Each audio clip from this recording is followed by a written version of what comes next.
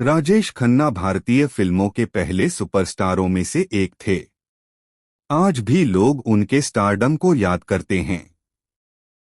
हालांकि ये जानना दिलचस्प है कि बॉलीवुड के पहले सुपरस्टार राजेश खन्ना ने अपने जीवन में एक ऐसे दौर का अनुभव किया था जब उन्हें अपनी भव्य हवेली खाली करनी पड़ी थी और किराए के मकान में रहना पड़ा था।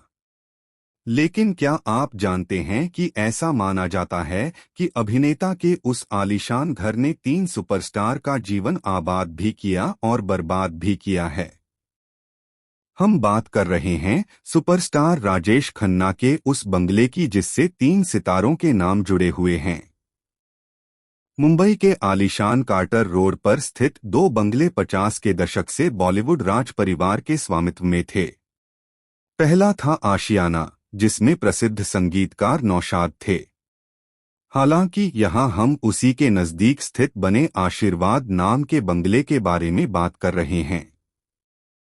ये बंगला मूल रूप से एक एंग्लो इंडियन परिवार के स्वामित्व में था और इसका मूल नाम अब खो गया है। 1950 के दशक की शुरुआत में बॉक्स ऑफिस के बादशाह भारत भूषण ने ये घर खरीदा था। वो Baiju Bawra, Mirza Ghalib, gateway of India और बरसात की रात जैसी हिट फिल्मों के साथ अपने करियर के शिखर पर थे। लेकिन 60 के दशक तक भारत भूषण का सितारा धूमिल होने लगा। उनकी फिल्में फ्लॉप हो गईं और सुपरस्टार पर भारी कर्ज हो गया, जिसके बाद उन्हें घर बेचना पड़ा। यही वो समय था जब बंगले को लेकर निगेटिव कहानियां पहली बार सामने आईं। भरत भूषण के बाद राजेंद्र कुमार और राजेश खन्ना का भी यही हश्र हुआ।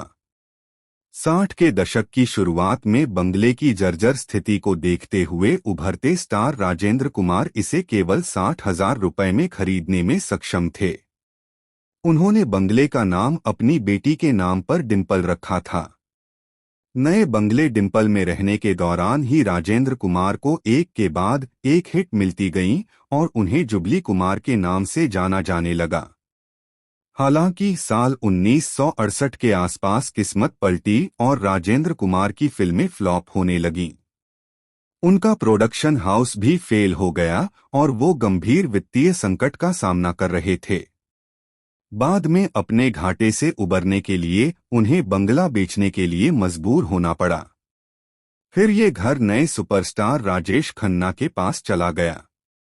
अभी उम्र में 30 साल के भी नहीं हुए कि राजेश खन्ना फिल्म इंडस्ट्री के नंबर 1 एक्टर बन गए थे। उन्होंने बंगले का नाम आशीर्वाद रखा। ये घर मुंबई में पर्यटकों के आकर्षण का केंद्र बन गया, ठीक उसी तरह जैसे सालों बाद अमिताभ का जलसा और शाहरुख का मन्नत बना। लेकिन 1974 के बाद राजेश खन्ना की फिल्में फ्लॉप होने लगीं और उन्होंने अपना सुपरस्टार का टैग खो दिया था। फेम खोने के बाद उनकी शादीशुदा जिंदगी में भी उठापटक शुरू हो गई और अपने करियर के अंत में राजेश खन्ना कथित तौर पर बंगले में अकेले रहते थे, जहां पर उन्होंने अंतिम सांस ली थी। 2014 में ये बंगला एक उद्योगपति को 90 करोड़ रुपए में बेच दिया गया था। फरवरी 2016 में नए मालिक ने उसके स्थान पर एक नई संपत्ति बनाने के लिए प्रतिष्ठित बंगले को तोड़ दिया। इसके साथ ही उस घर का सफर खत्म हो गया जो 3 बॉलीवुड सितारों का घर था।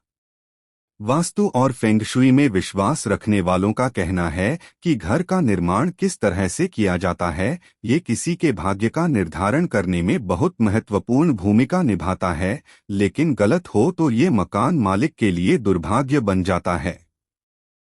लिहाजा मुंबई के एक बंगले की कहानी भी ऐसी ही है, जिसने कथित तौर पर 3 बॉलीवुड सुपरस्टारों को बर्बाद कर दिया।